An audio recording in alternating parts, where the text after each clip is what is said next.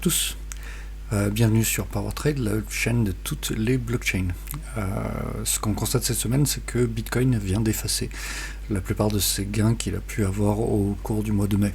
On vient de se replier sous la barre des 77 000 $. Ça représente quand même une baisse de 6% par rapport aux 82 000 $ qu'on avait atteint il y a quelques jours, qui était le maximum local au cours du mois de mai.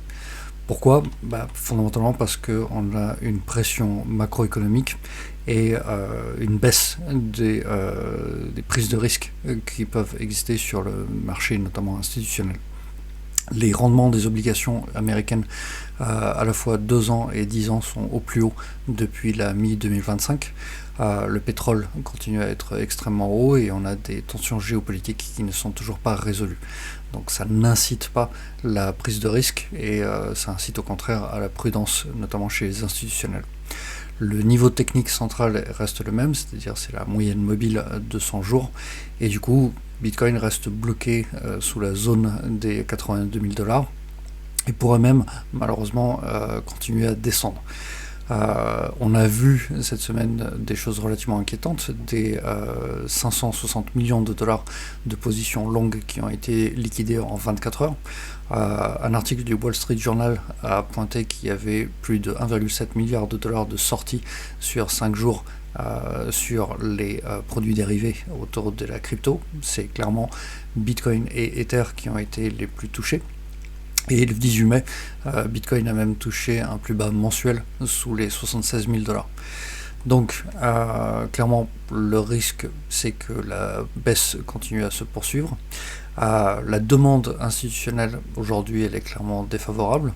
Vous avez un certain nombre d'acteurs, par exemple CoinGlass, qui estime qu'il y a une zone de liquidation importante sous les 78 000 $ qui pourrait commencer à être grignotée et qui proposerait 1 milliard de dollars de positions en longue qui seraient vulnérables à ce moment-là et qui pourraient nous faire partir encore plus bas. Ce qu'on a pu observer, c'est que clairement le rallye au-dessus de 90 000 $ qu'on a pu observer, il manquait de demande spot. C'était surtout drivé par les futurs et les ETF.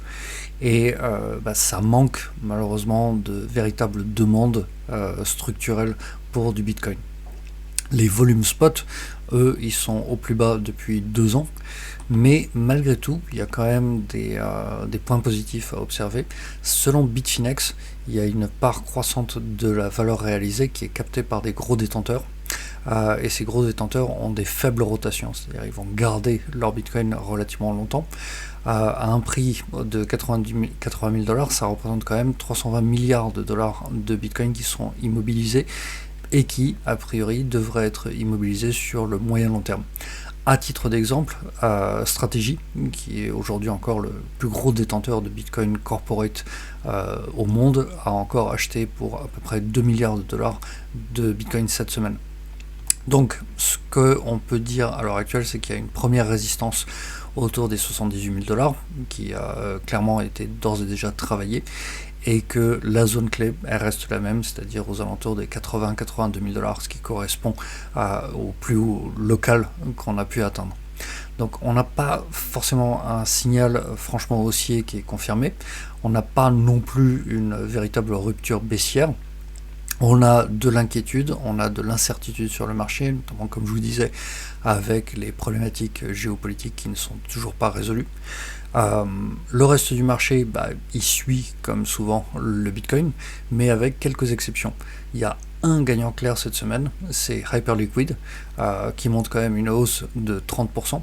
Hyperliquid aujourd'hui est à son plus haut annuel, et très clairement c'est une des cryptos les plus intéressantes, et notamment avec le revenu qu'ils sont capables de générer et la capacité de faire du burn sur leurs jetons. On voit également un certain nombre de vieux projets, notamment des choses comme Zcash, comme Dash ou comme XDC qui sont tous à plus de 10% sur la semaine. C'est quand même pas un mouvement de fond global, c'est juste quelques actifs qui sont un petit peu isolés, qui sont en positif, et l'ensemble du reste du marché suit Bitcoin avec une baisse relativement constante. Donc voilà, un marché qui reste en baisse avec quelques signes d'espoir, notamment sur, comme je vous disais, ces acteurs qui accumulent sur le long terme. Le marché retail, lui, reste relativement fragile, le marché spot également. Donc il faut être vigilant. A priori, il se pourrait que ce mouvement baissier continue à se prolonger au cours de la semaine prochaine. Merci pour votre attention et à très bientôt.